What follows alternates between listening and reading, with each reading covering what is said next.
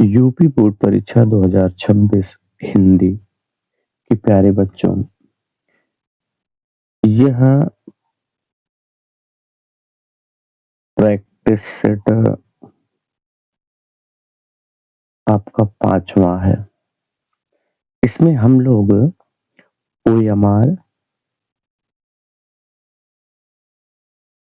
और कवि, लेखक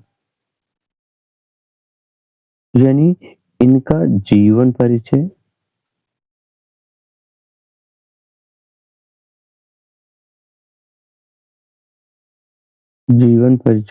जो आपके लिए अति महत्वपूर्ण है, वो देखेंगे और ये देखेंगे कि कौन-सा इसमें पत्र आपके लिए ज़रूरी है कि आप पढ़ लें और आपकी परीक्षा में आए। इसके साथ-साथ हम लोग पत्र के साथ-साथ हम लोग निबंध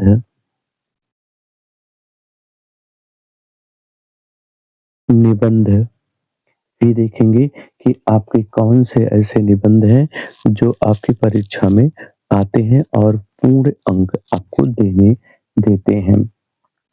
तो इस प्रैक्टिस सेट में हम लोग 20 ओएमआर के प्रश्न यानी 20 अंक आपके ओएमआर के, 5 अंक कवि के और 5 अंक आपके लेखकों के, 4 अंक आपके पत्र का और 7 अंक आपके निबंध का।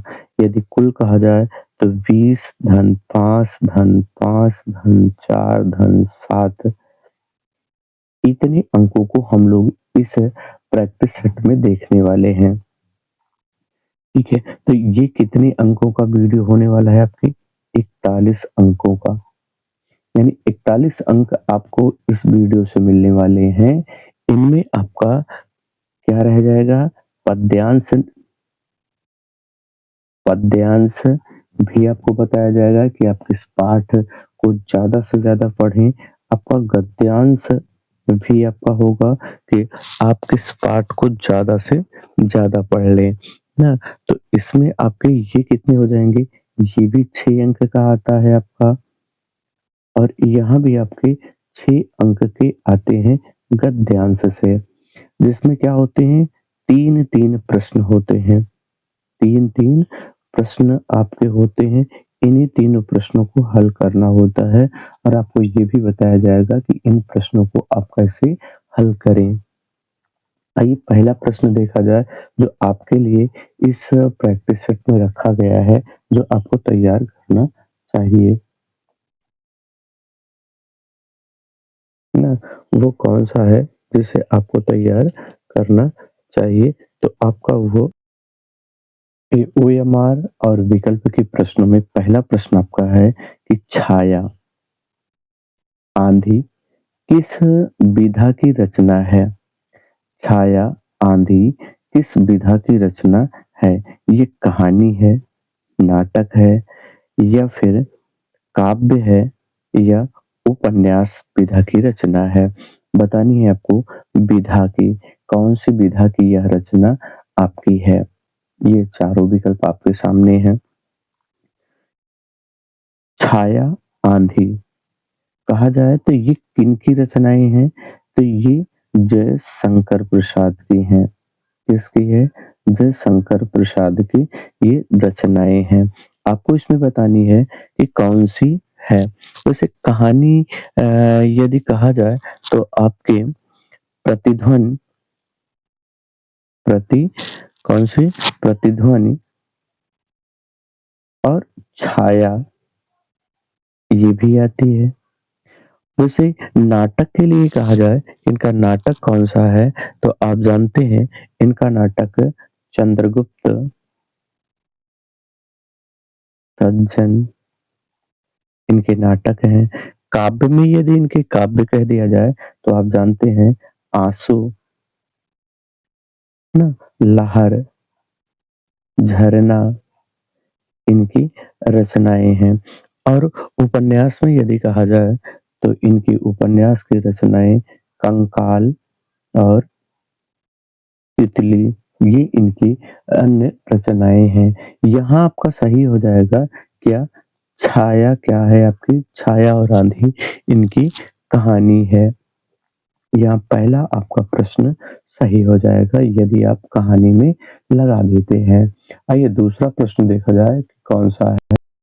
दूसरा प्रश्न है आपका कि बापूजी के कदमों में के लेखक हैं। बापूजी के कदमों में, है ना? बापूजी के कदमों में के लेखक कौन हैं? जयशंकर प्रसाद, राजेंद्र प्रसाद, पद्म पुन्नालाल बख्शी या रामचंद्र शुक्ल। ये आपको बतानी है कि कौन है बापूजी के कदमों में के लेखक कौन है? जयशंकर प्रसाद, राजेंद्र प्रसाद, पद्म पुन्नालाल बख्शी या रामचंद्र शुक्ल। ये आपको बतानी है। तो इसका बापूजी के कदमों में, तो इनके लिए यदि कहा जाए रामचंद्र शुक्ल की रचना तो आप जानते हैं जिनमें इनकी क्या थी 11 वर्ष का समय, 11 वर्ष का समय ना। इनके अलावा यदि कहा जाए तो इनकी रचना त्रिवेणी आप सुने हैं, त्रिवेणी भी इनकी रचना है।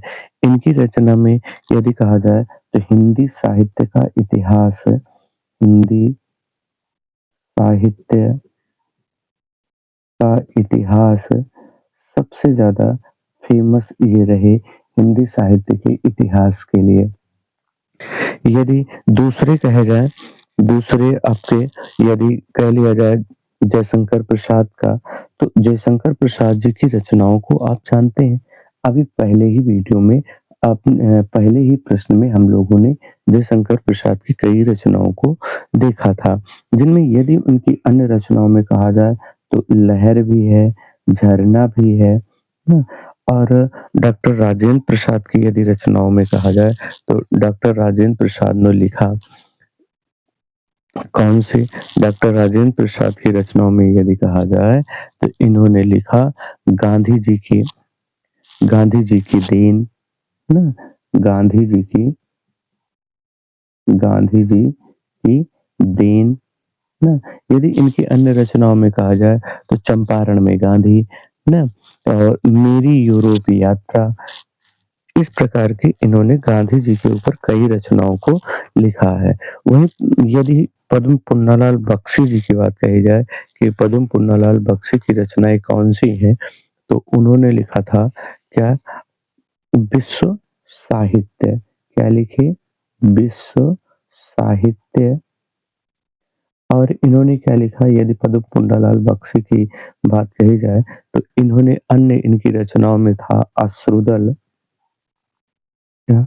अश्रुदल इनकी रचना है। इन्हीं की रचना शतदल है ना? कौन-सी रचना है? शतदल। तो यहाँ बापूजी के कदमों में, बापूजी के कदमों में आपके कौन से हो जाएँगे? तो बापूजी के कदमों में डॉक्टर राजेंद्र प्रसाद जो हैं ये आपके सही हो जाएँगे। आइए तीसरे प्रश्न में देखा जाए कि तीसरा प्रश्न आपके लिए कौन-सा आपके इस सेट में रखा गया है। अगला आपका प्रश्न है कि छायावाद, छायावाद युग युग को गद्य के किस क्षेत्र में किस नाम से जाना जाता है? यानी आपका प्रश्न है कि छायावाद को गद्य के क्षेत्र में किस नाम से जाना जाता है? पहला आपका है द्विवेदी युग, दूसरा शुक्ल युग, तीसरा प्रगतिवाद और चौथा प्रयोगवाद। तो यहाँ आपको बतानी है कि किस नाम से जाना जाता है इस छायावाद को, छायावाद युग को गद्य में किस नाम से जाना जाता है? ये आपको बतानी है। तो यहाँ आपका क्या हो जाएगा? शुक्ल युग। क्या हो जाएगा? शुक्ल युग। अगला आपका प्रश्न है कि सरस्वती पत्रिका के संपादक नहीं हैं। यह आपको बतानी है सरस्वती पत्रिका के संपादक नहीं हैं। पहला प्रश्न है आपका हजारी प्रसाद द्विवेदी, दूसरा महावीर प्रसाद द्विवेदी, तीसरे हैं श्याम सुंदर दास और चौथे हैं देवी दत्त शुक्ला। इन चारों में से ऐसे कौन हैं जो सरस्वती पत्रिका के संपादक नहीं है, ये आपको बतानी है। तो इनमें यदि श्याम सुंदर दास की बात कही जाए, तो ये किसमें थे? संस्थापक में थे, संस्थापक में थे, ठीक है? और देवीदित्य शुक्ला को कहा जाए तो ये अंतिम थे। कौन थे? अंतिम थे ना। वहीं यदि महावीर प्रसाद द्विवेदी का कहा जाए, तो महावीर प्रसाद द्विवेदी 1903 में इसके संपादक बने थे। यहाँ आचार्य प्रसाद द्विवेदी आपके सही हो जाएंगे, क्योंकि यहाँ आपका पूछा जा रहा है नहीं। नहीं यदि पूछा जा रहा है तो आपके हजारी प्रसाद द्विवेदी यही आपके सही हो जाएंगे। अगला आपका प्रश्न है कि पद्म वन, पद्म वन के लेखक कौन है? पहला रामचंद्र शुक्ल, जयशंकर प्रसाद, धर्मवीर भारती या पद्मलाल पुन्नालाल बख्शी। चारों में से ऐसे कौन हैं जो पद्म वन के लेखक हैं? तो यहाँ आपका सही हो जाएगा पद्म पुन्नालाल बख्शी। कौन है? पद्म पुन्नालाल बख्शी जी हैं। अगला प्रश्न आपका है कि बिहारी, बिहारी किस काव्यधारा के कवि हैं? बिहारी किस काव्यधारा के कवि हैं? पहला रीत मुक्त के, रीत बद्ध के, रीत सिद्ध के या फिर आधुनिक काल के। यह आपको बतानी है। तो रीति मुक्त, रीतिबद्ध, रीति सिद्ध, आधुनिक काल। तो यहाँ आपके बिहारी हो जाएंगे किसके? रीत सिद्ध के। किसके हो जाएंगे? रीत सिद्ध के ना। और रीति मुक्त के कौन होंगे? तो रीत मुक्त के बोधा, आलम और ठाकुर। इसमें कौन होंगे? रीत सिद्ध में बिहारी। अन्य शेष कवि आपके किस में आते हैं? अन्य शेष तो वो रीतिबद्ध में आते हैं।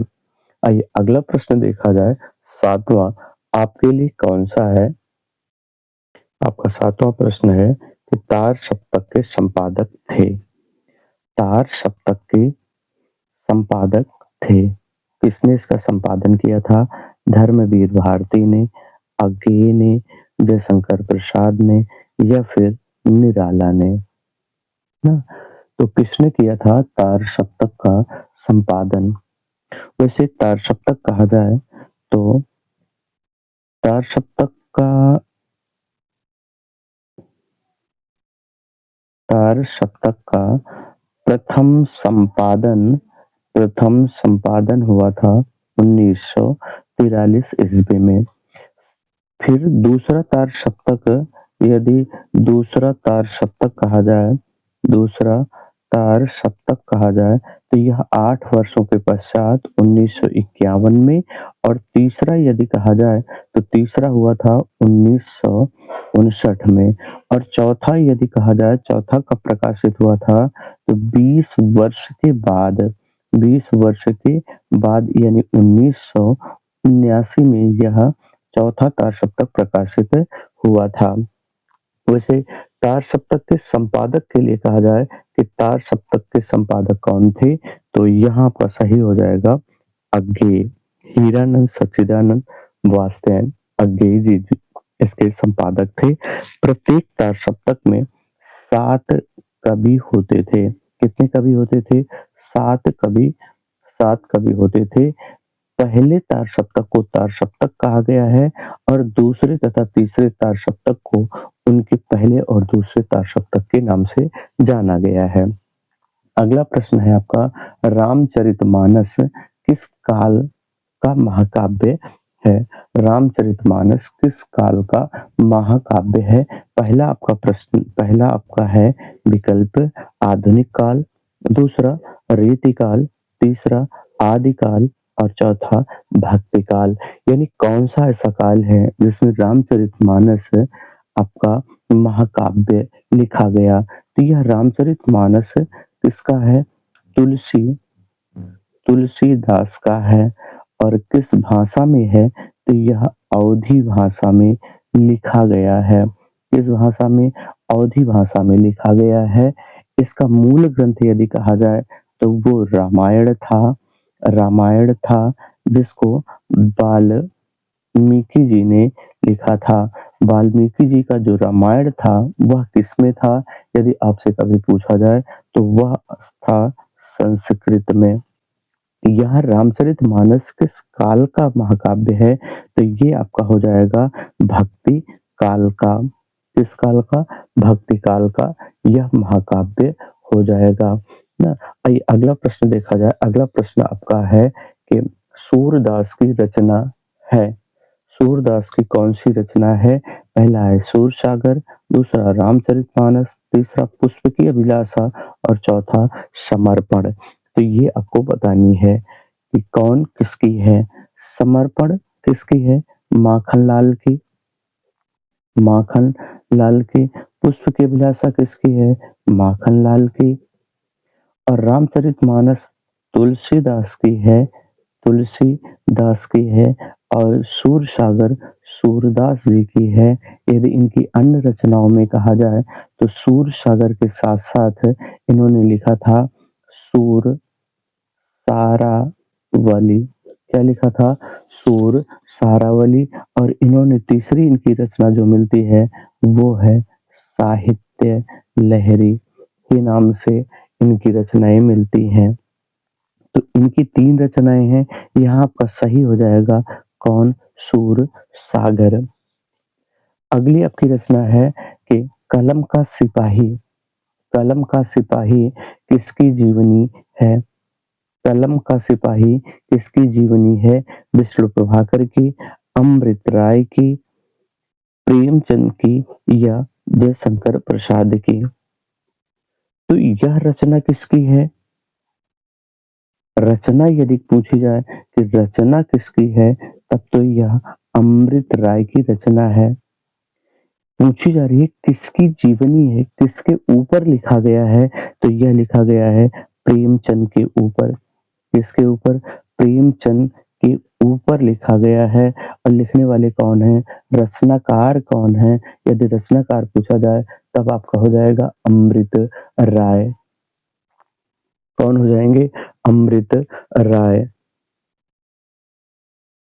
अगला प्रश्न है आपका कि क्रोध किसका अस्थाई भाव है? श्रृंगार रस का, रौद्र रस का, वीर रस का या फिर भयानक रस का। आपको बतानी है क्रोध किसका अस्थाई भाव है। कौन सा? क्रोध किसका अस्थाई भाव है? श्रृंगार रस का। तो श्रृंगार रस का तो रति या फिर प्रेम इसका अस्थाई भाव है। और भयानक रस का यदि कहा जाए तो भयानक रस का तो भय है। वीर रस का यदि कहा जाए तो वीर का तो उत्साह है। तो क्रोध किसका है? रौद्र का अस्थाई भाव क्या हो जाएगा? क्रोध। क्या हो जाएगा? क्रोध आपका यहाँ सही हो जाएगा दूसरा। अगला प्रश्न है सोरठा का उल्टा छंद है। सोरठा का उल्टा छंद कौन सा है? रोला है, चौपाई है, दोहा है या फिर छप्पय है। तो सोरठा में क्या होता है? 11 और 13 होता है। 11 और 13 होता है। तो ऐसा कौन सा है जिसमें 13 और 11 होता है? तो आपका दोहा है जिसमें प्रथम प्रथम और तीसरे चरण में, पहले और तीसरे चरण में 13-13 और दूसरे तथा चौथे चरण में 11-11 मात्राएं होती हैं।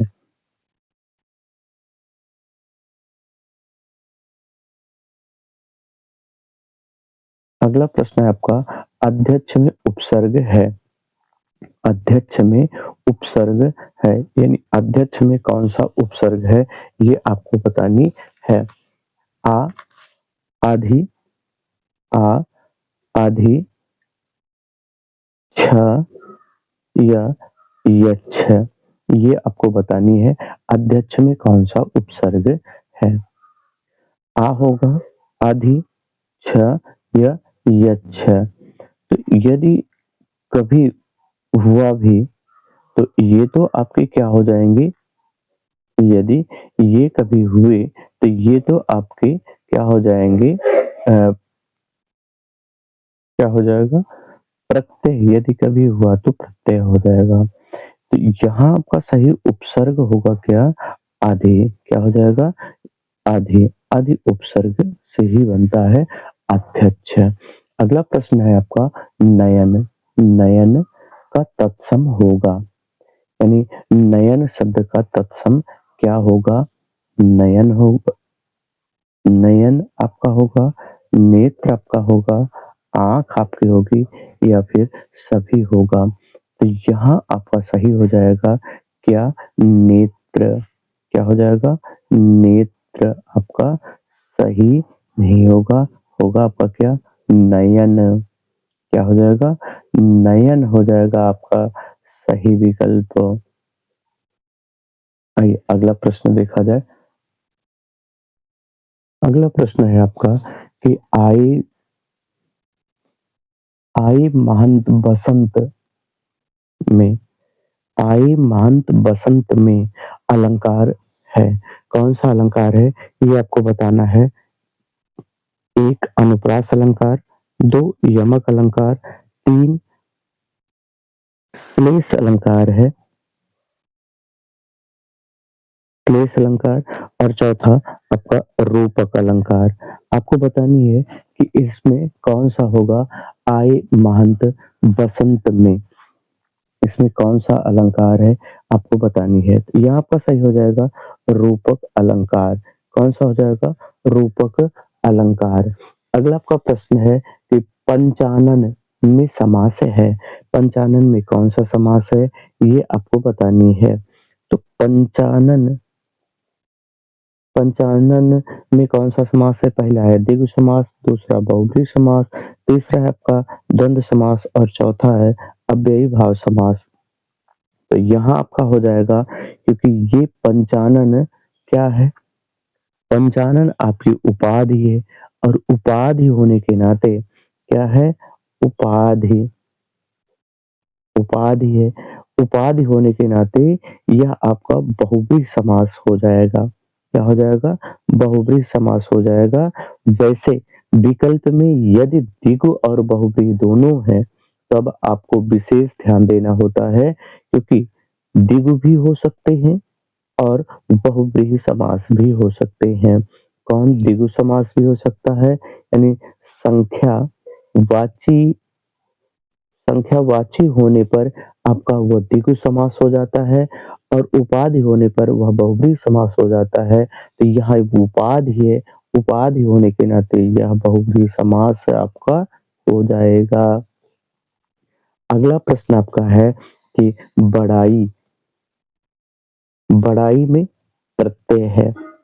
पहला आ, दूसरा ई, तीसरा आई और चौथा इनमें से कोई नहीं। आपसे पूछा गया है बढ़ाई, प्रत्यय कहाँ जुड़ता है? शब्द के शब्द के पीछे, शब्द के पीछे। तो यहाँ आप शब्द देखेंगे तो धन, बड़ा धन क्या हो जाएगा?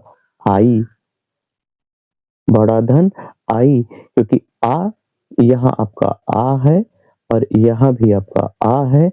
आ और आ मिलकर के क्या हो जाता है? बड़ा आ हो जाता है। इसीलिए आपका क्या हो जाएगा? आई आपका सही हो जाएगा। अगला प्रश्न आपका है वायु की पर्यायवाची नहीं है, वायु की पर्यायवाची नहीं है। पहला व्यास, दूसरा अनिल, तीसरा हवा और चौथा समीर। ऐसा कौन-सा है जो वायु की पर्यायवाची नहीं है? ये आपको बतानी है। वायु की पर्यायवाची नहीं है, यह आपको बतानी है। चारों विकल्प आपके सामने हैं। तो यहाँ क्या होगा, यहाँ वायु की पर्यायवाची ये सभी हैं। वायु की पर्यायवाची ये सभी हैं, व्यास भी है, अनिल भी है, वायु भी है और समीर भी है। तो यहाँ चारों आपके विकल्प क्या हैं? सही हैं। यानी पाँचवाँ विकल्प जो आपका सभी है, यही आपका क्या हो जाएगा? यही आपका यहाँ मामला गड़बड़वा देगा, क्योंकि सभी नहीं है ना? तो यहाँ बहरहाल ये है आपका यदि ऐसे प्रश्न आते हैं तो सभी को समान अंक दे दिए जाते हैं, इसमें कोई घबराने की बात नहीं है।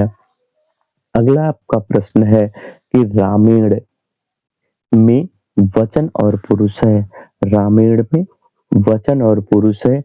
एक वचन मध्यम पुरुष, द्विवचन प्रथम पुरुष, एक वचन प्रथम पुरुष, द्विवचन उत्तम पुरुष। तो यहाँ क्या हो जाएगा? रामेण, रामः रामम रामेण रामाय। तो यहाँ हो जाएगा आपका तीसरा आपका सही हो जाएगा।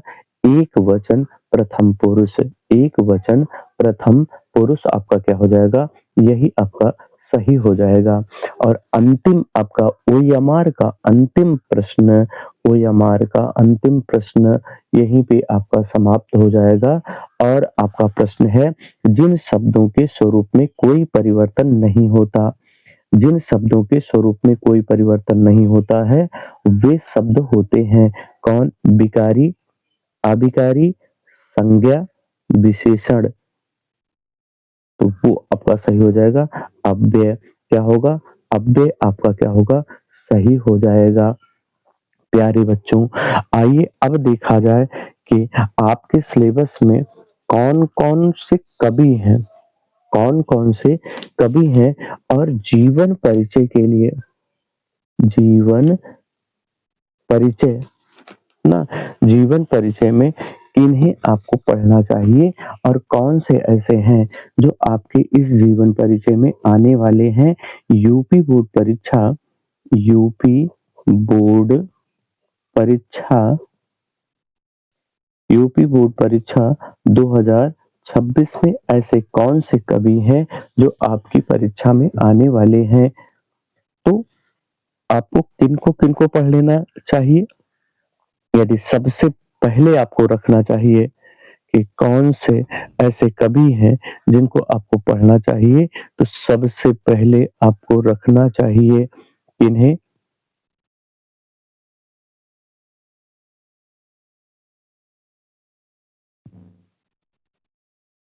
सूरदास, तुलसीदास,